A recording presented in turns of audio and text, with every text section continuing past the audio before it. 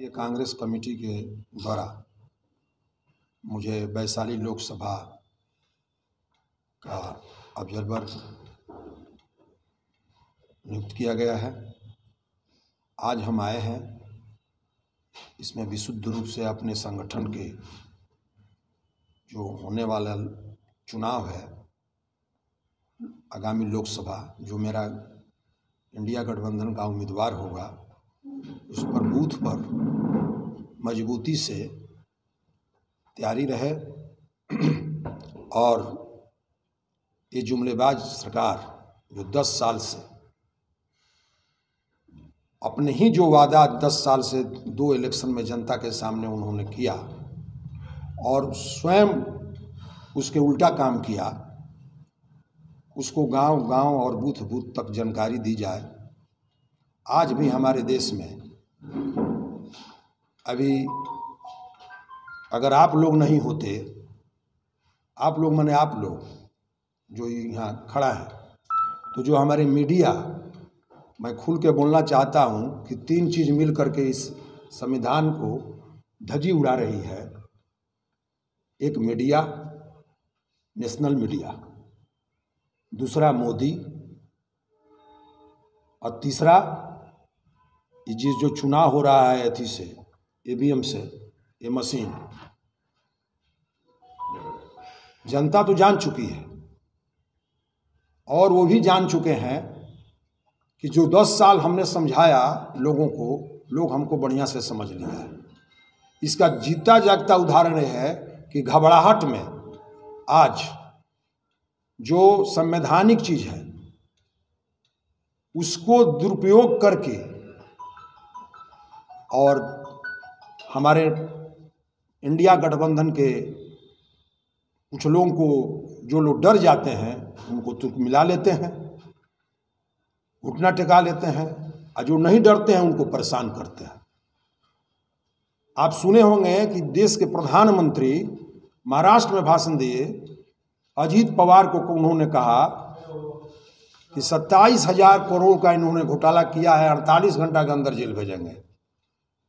लेकिन यही एक हिंदुस्तान है कि 48 घंटा में वो भाजपा ज्वाइन करते हैं और डिप्टी सीएम बनते हैं महाराष्ट्र का। ये आप लोग देख रहे हैं। बंगाल में हुआ, हर राज्य में छापामारी हो रही है। चुनाव को किसी तरह से, चूँकि हताशा में है, जान समझ गए हैं कि निष्पक्ष चुनाव हुआ तो मेरा सफाया तय है। महंगाई कहे थे कम करने के लिए, 60 रुपया जब मनमोहन सिंह के सरकार में, हमारे यूपीए की गवर्नमेंट में पेट्रोल था, वो आज 100 के ऊपर हो गया। जिस आधार कार्ड को वो कह रहे थे कि देशद्रोह है, आज उसी आधार कार्ड पर सब काम हो रहा है। जब से देश आज़ाद है तब से आज तक इतनी महंगाई 45% पर अध्यक्ष जी चला गया है। थी बेरोजगारी। आप नौजवान हैं, ठीक है, आप आए हैं यहाँ लेने, लेकिन आप जैसे नौजवानों को तो किसी और काम में तो लगना चाहिए। हमारे नौजवान परेशान हैं, हमारे किसान परेशान हैं, हमारे आम गरीब परेशान हैं। पूरा देश का माहौल गड़बड़ है। सिर्फ और सिर्फ काम है हिंदू और मुस्लिम, इसके अलावा कोई काम नहीं करना है। आप ही बताएं।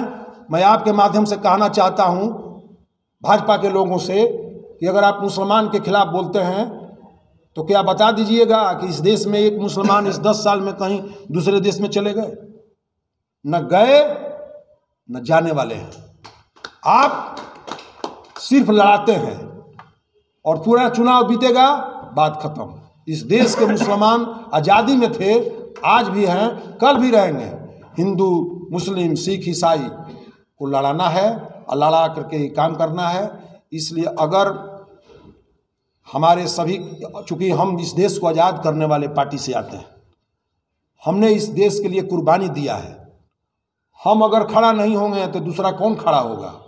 हम इसलिए हर पॉइंट पर खड़ा होकर के चाहते हैं इस देश के आम जनता को बताना कि जो अधिकार अंबेडकर जी ने, राजेंद्र बाबू ने, पंडित जवाहरलाल नेहरू ने, इंदिरा गांधी ने, सब लोगों ने जो दिया, जो एक एक व्यक्ति को वोट देने का अधिकार है, गांव के गरीब और इस अंबानी को दोनों का वोट बराबर है, जो देने का अधिकार है उसको भी अगर इस बार सत्ता में आ जाएंगे तो बंद कर देंगे और इसको दूसरा रूप डाल करके और सत्ता में लो रहेंगे। देश की आज़ादी में कभी बीजेपी का एक भी आदमी साबित कर दे, जितना लीडर हैं या इसके पहले थे, कि क्या स्वतंत्रता सेनानी हैं, उनको देश से कोई मोह नहीं है।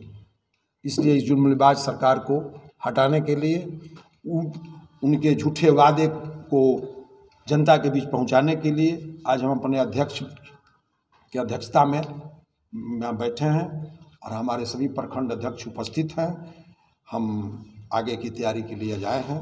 आप सबको भी बहुत बहुत धन्यवाद कि हम लोगों की बात को और अपने अंतरात्मा की आवाज़ को, मैं तो चूँकि पार्टी का सदस्य हूँ तो कह रहा हूँ, आप अपने दिल से भी सोचें और उससे जा कर के जनता को बताने का कष्ट करेंगे। ये आपसे भी आग्रह है। जय हिंद, जय कांग्रेस।